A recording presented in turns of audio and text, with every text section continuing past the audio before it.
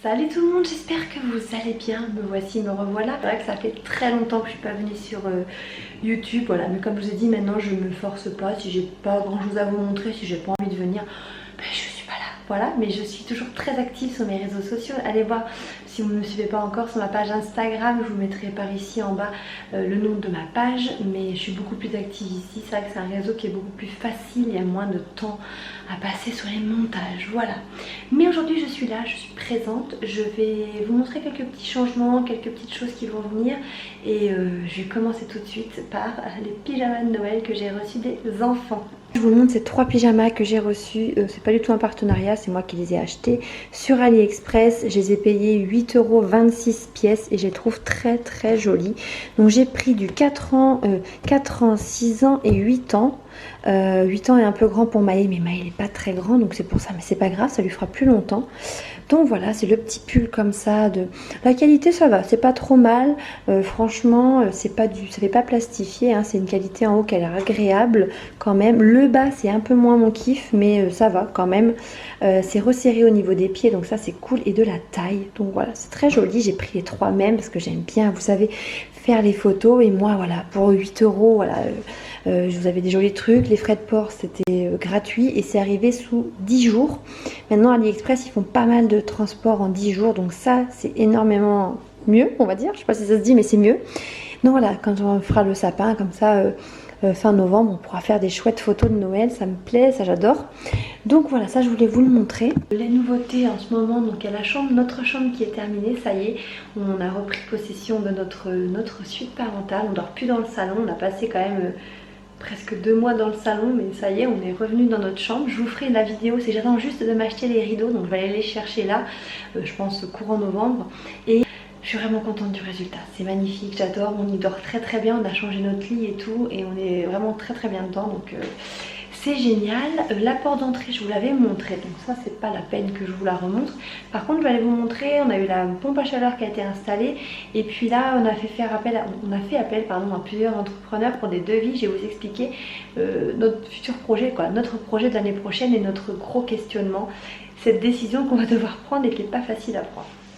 Pour ça, je vais, parce que là vous avez vu, il pleut, c'est la cata. J'ai mis mes petites fleurs, je vais vous montrer. Je vais mettre les sabots de Bastien. Il a pris ses chaussures ce matin pour aller dehors. Hein. Nous, on est à la campagne, chez nous, vous voyez. Et il a plu et surtout, il a grêlé. J'ai les pieds trempés quand même, vous voyez. Non mais regardez-moi ça, la taille des grêlons, quoi. Oh, c'est un truc de dingue. Il y en a, ils sont énormes. J'ai rarement vu ça par ici encore, donc...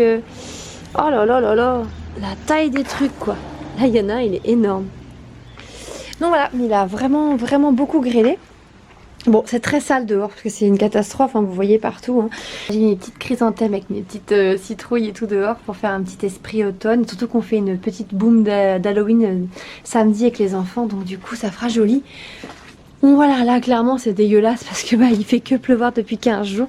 Mais cette porte on l'adore, moi je la trouve très très jolie. Mais faut que je nettoie, mais qu'il arrête de pleuvoir surtout. Je vais aller vous montrer dehors, on va passer par là.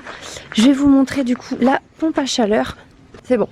La pompe à chaleur, donc voilà l'unité extérieure qui a été posée. Hein, donc on est quand même content. Non mais regardez, ça remplit les caniveaux là. Oh là là. Donc ça c'est la grosse unité extérieure, donc elle est quand même grande, hein, elle fait 1,30 m, mais c'est propre, hein. Par contre regardez, ils ont mis ça sur des petites dalles et tout, on est vraiment content. On verra la marque, hein, c'est la marque Atlantique, j'entends du bien, j'entends du moins bien, mais c'est comme partout, c'est comme pour une voiture je pense, hein. Donc on verra, ça fait que même pas une semaine qu'on l'a, donc du coup on sait pas trop. Et après la grande unité, mère on va dire, elle est là-bas. Donc elle est beaucoup plus grande que l'ancienne, ça c'est notre ancienne chaudière à fioul. Et voilà la nouvelle, on dirait un frigo. C'est très grand quand même je trouve, hein. Mais voilà, c'est nickel, c'est propre. On va voir maintenant comment ça se passe. Ils ont fait ça très très bien l'équipe, ils ont passé une journée entière et Et voilà, on est plutôt content pour l'instant à voir sur du long terme. Là du coup là-dedans, on a stocké plutôt ici le fuel. Bastien a réussi à tout pomper, à vider entièrement la cuve de fuel. Et du coup on a tout, on est en train de vendre. Donc on a vendu déjà ce matin 250 litres. Et là il reste 400 litres et c'est samedi quelqu'un qui vient chercher. On vend tout, la cuve, le fuel et la pompe. Voilà, ils viennent chercher ça et comme ça part et on a plus de fuel et c'est cool. Voilà, moi je pensais pas que ça allait partir, mais en fait ça s'est très très vite vendu. J'ai eu énormément de messages pour du fuel, comme quoi. Hein. Et vous expliquer un petit peu le dilemme dans lequel on est. Voilà. Donc du coup, quand on prend du recul de cette maison, on atterrit face à cette façade qui est, ma foi, vieille. Hein, elle est défraîchie, ça va pas trop avec la porte d'entrée qui fait moderne. J'en ai totalement conscience, donc du coup c'est pour ça qu'on a décidé de refaire faire une façade propre, un crépi propre. Donc ça c'est pas ça le problème, hein. Donc on est en train de faire des devis, donc on va partir sur quelque chose de blanc. Voilà, on a flashé, comme moi j'ai flashé sur un blanc éclat qui fait vraiment très blanc. Je pense que ça pourrait faire un peu moderne. On voit pas beaucoup des maisons dans le coin vraiment blanches. Souvent c'est quand même un peu crème, voire même jaune. Mais voilà, c'est des blancs qui sont un peu chauds. Moi j'aime bien les blancs froids. Donc je me dis qu'avec les volets, bien évidemment, qui vont être entièrement foncés. Donc là Bastien il a un sacré boulot à faire. Je pense qu'on va louer une machine professionnelle. Hein, parce qu'il a quand même 8 paires de volets. Ils sont assez grands, vous voyez, là il va passer du temps, sachant qu'en plus vu qu'on fait un crépi, il va falloir qu'il change tous les gonds, qu'il recèle des nouveaux gonds, et putain ouais, là il a du boulot hein, quand même, mais bon, ça fera des sacrées économies, parce que si on change les 16 volets, bon bah là ça fait encore un budget qu'on a, voilà, qui se rajoute à tout ça. Donc ils sont en très bon état, hein. C'est juste qu'ils n'ont pas été à mon avis entretenus depuis des années. Donc on va refaire faire toute cette façade ici, là, hop, en crépi, là et derrière. Par contre toute la face qui est non visible, on va nous-mêmes, Bastien va le faire avec une peinture exprès, tout repeindre parce que c'est pas joli, hein. Je vais vous montrer là-bas, c'est pas très beau et il faut l'hydrofuger en plus. Bastien a vu qu'il y avait des fissures, vous voyez, c'est moche, franchement c'est très très laid. Donc on va s'occuper, mais là c'est que c'est une projection de quartz. Alors en soi c'était pas très moche, mais c'est vieillot. On a essayé de passer un coup de Karcher, honnêtement on ne voit absolument pas la différence. Ça n'enlève absolument pas ça, parce que ça c'est vraiment bien imprégné et ça ne blanchit pas. Hein. Donc du coup on a essayé, on y a cru, mais non. Donc voilà, donc on fait faire un devis pour cette façade. Donc ça devrait aller. Le souci c'est pas ça, c'est qu'on fait faire aussi un devis pour le terrassement. Parce que vous voyez, ça c'est pas possible, il y a des marches partout. Nous on a envie de pouvoir avec notre voiture, quand on fait des courses et qu'il pleut, monter. Alors on y arrive aujourd'hui, hein, mais c'est galère, moi j'y arrive pas, hein. Les marches, j'ai toujours peur de me prendre ça. On aimerait pouvoir monter avec la voiture sur la terrasse par moment, hein. Donc on veut plus les marches ici. Et puis c'est surtout, tout est pété.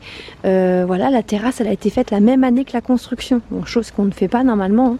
Mais vous voyez, c'est pété de partout quoi. Puis c'est bien levé, hein. Voilà, c'est bien, c'est tout à fait. Donc là, c'est tout à refaire.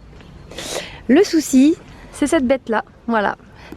C'est ce magnifique pin parasol que j'adore. Franchement, parce que je vais vous montrer il a quoi, vous voyez de loin, il apporte vraiment du charme et un cachet quand même à la maison, quoi. Quand on est au loin, vous voyez, il apporte ce petit truc quand même à la maison.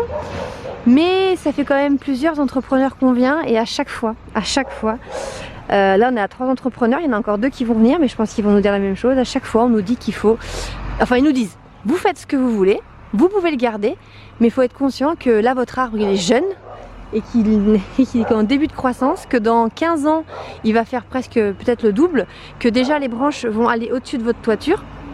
Bon déjà c'est très résineux, ça va abîmer la toiture, mais c'est surtout que les racines, après il m'a dit vous faites ce que vous voulez, mais si vous mettez 10 000 € dans une terrasse et que tout est pété avec les racines, donc je sais pas, on s'était toujours dit avec Bastien qu'on ne le couperait pas parce que ça fait énormément d'ombre. Nous l'été on peut manger midi et soir dehors, on n'est pas à l'ombre, on n'est pas au soleil pardon.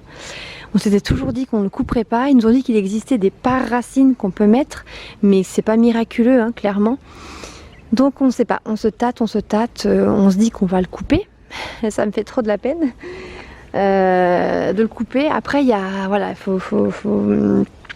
je sais qu'il y a d'autres techniques, il y a d'autres moyens d'apporter de la verdure ici, de faire de l'ombre, mais ça m'embête. Je sais pas, dites-moi, c'est ça que je vous partage ça. Est-ce que vous avez déjà connu ça? Est-ce que vous avez déjà vu ça? Est-ce que ça... Voilà, c'est vrai qu'il est très près de la maison quand même, hein, ce pin. Et quand je vois, moi j'ai toute ma rue là-bas, il y en a énormément des pins. Et celui-ci à côté, il est rikiki. Hein. Les autres, ils font 3 fois sa taille. Et je sais que je me dis, bon bah là, on se dit, oh il est petit, il est mignon. Mais il va pas rester comme ça, quoi. Surtout qu'on a la Charente qui est juste en face, donc il a de l'eau comme il veut. Donc voilà. Donc du coup, ça nous fait un peu... voilà. Mais je pense qu'on va être obligé malheureusement de s'en séparer. Donc c'est pas cool. Mais on va voir. Sinon, donc ici on va faire un terrassement, ils cassent tout, ils refont une dalle et tout ça. Et il n'y aura plus de marche ici. Et ici donc on va enlever ça. On va faire un truc, je pense que ce sera quand même plus décalé parce que du coup quand on recule, on braque trop. Donc ça sera plus comme ça. Et toute une allée. Donc là ils nous font toute l'allée. Ils nous grattent tout, hein, ils nous terrassent tout. Toute l'allée ici. Parce que vous voyez ça là, ça c'est mon pire ennemi. J'ai envie de pleurer déjà, vous voyez. Parce que ça là, on est qu'au début de la saison et quand on va avoir roulé en voiture, moi tous les matins, je vais avoir les pieds dégueulasses, les enfants c'est pareil, donc j'en peux plus de ça. Mais bon, bah, c'est partout pareil. Hein. Voilà, ils vont tout terrasser. Ici, comme je vous avais dit, donc on fait le parking à voiture, donc ça c'est prévu, on l'a fait faire dans le devis. Et puis aussi tout gratter ici, tout le terrassement. Donc on voulait faire le portail l'automne là, mais clairement bah, on n'a pas eu le temps, on a été dépassé, hein, voilà, par les événements, avec tout le Covid et tout ça. Mais ça, Bastien, donc il surélève les murs, on refait des joints pour que ça soit beaucoup plus moderne, parce que là ça fait trop château. C'est pas que j'aime pas, hein, mais c'est pas du tout dans mon style, hein, voilà. Mais je trouve ça très joli. Mais voilà, ça je l'enlève, tout ça.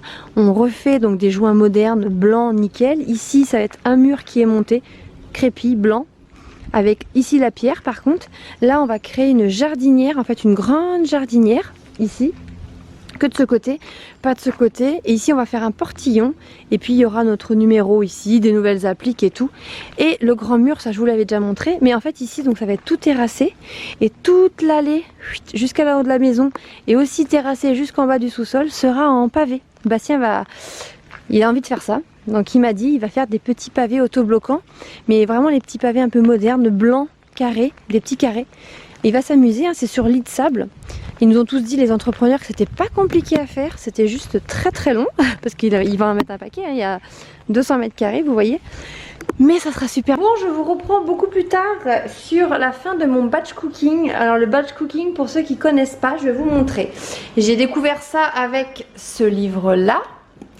Hop, attendez, j'ai pas encore lavé tous mes plans de travail. Voilà, Bastien m'avait offert ce livre-là il y a au moins peut-être 2 ans. 1 ou 2 ans. Et du coup, j'ai enfin feuilleté tout ça et je me suis lancée. Et ça va faire maintenant 3 semaines que je le fais et j'adore.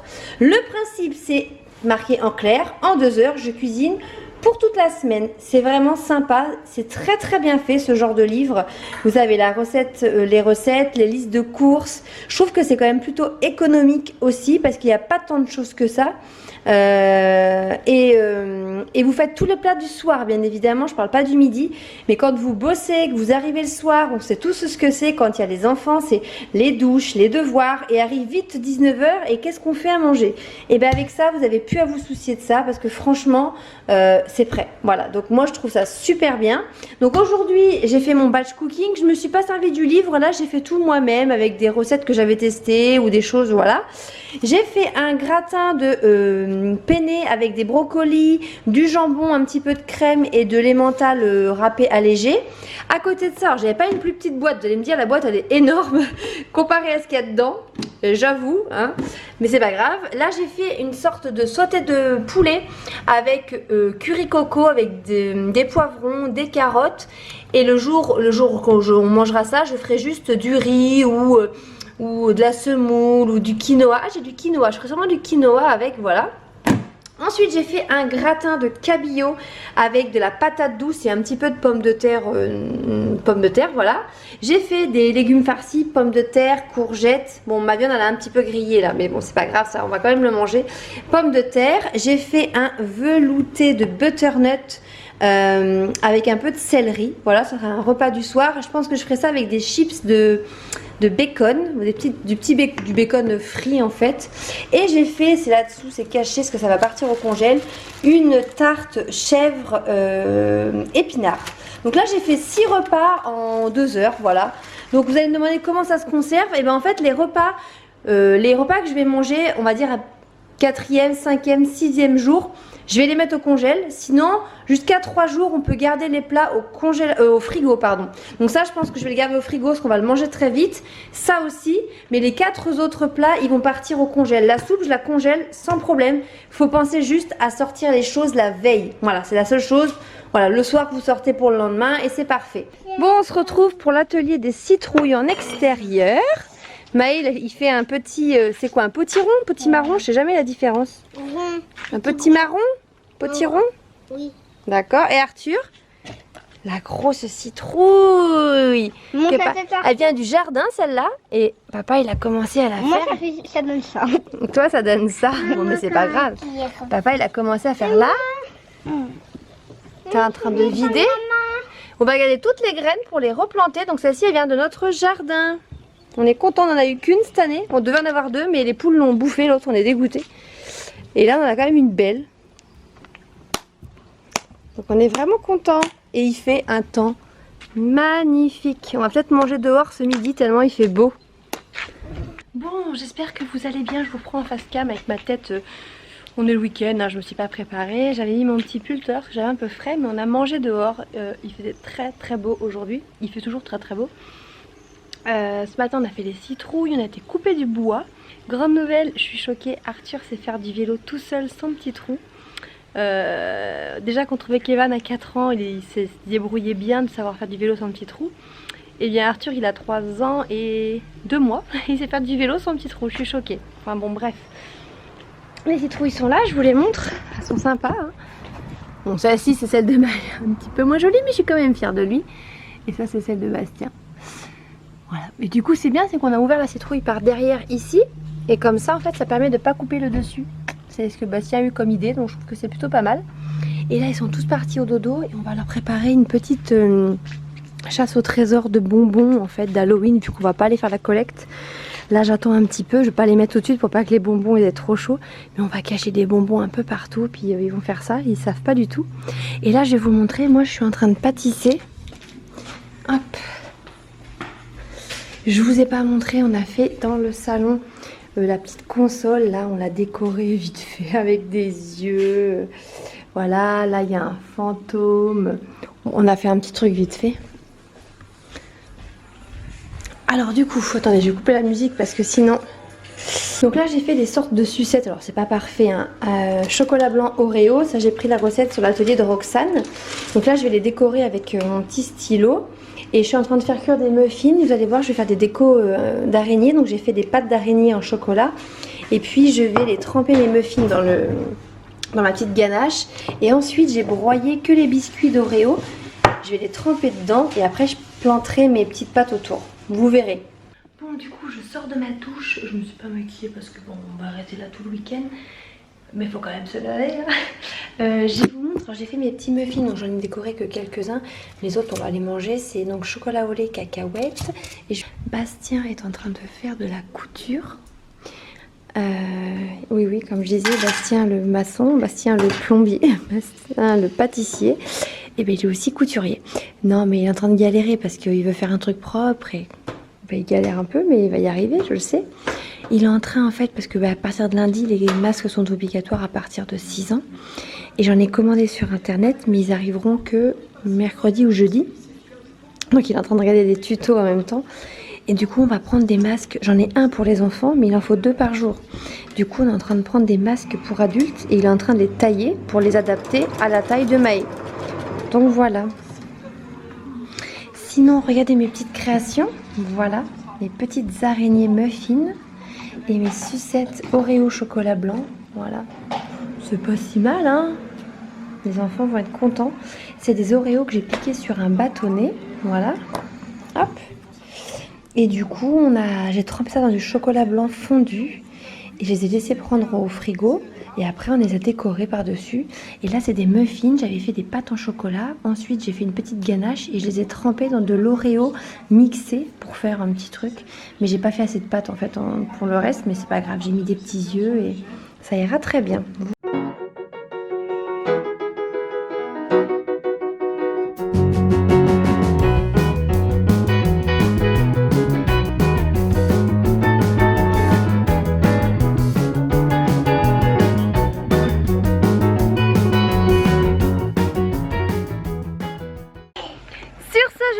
clôturer ce vlog ici. Je sais pas si je vous aurais montré des choses hyper intéressantes, je me rappelle plus du tout ce que j'ai filmé, mais en tout cas ça me fait plaisir de vous partager un petit peu encore un bout de notre quotidien. Voilà, je vous fais des gros bisous, je vous dis merci pour tous vos messages et d'être encore ici et de nous soutenir. Je vous dis à très bientôt, ciao.